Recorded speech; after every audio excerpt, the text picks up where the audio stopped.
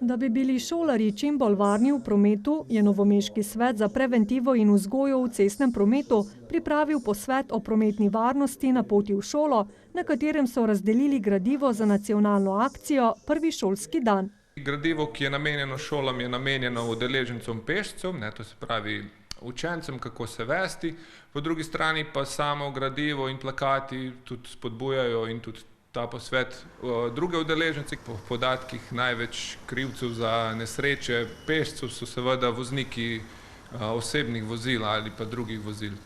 Po podatkih novomeške policije, prometnih nesreč z udeležbo otroka na šolskih poteh in v okolici šol v zadnjih letih ni bilo.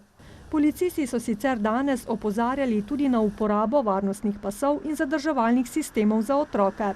To pomeni zadrževalni sistem, da mora biti otrok najmanj 140 oziroma 36 kg. Približno sicer ne merimo to, ampak dosti velik mora biti, v glavnem, da je pripit z zadrževalnim sistemom oziroma da je v sedežu oziroma da je v jahaču.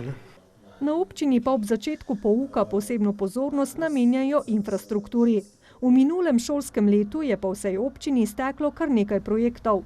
Torej govorimo o projektih v Dovžu, v Črmušnicah, v Berčni vasi, na Ratežu, na Kamencah, na Grmu in teh projektov bomo tudi še nadaljevali, ker seveda prinašajo tako neko usmeritev v trajnostno mobilnost, kot prinašajo bolj varne šolske poti. Aktivnosti za večjo prometno varnost otrok bodo sicer potekale skozi vse leto.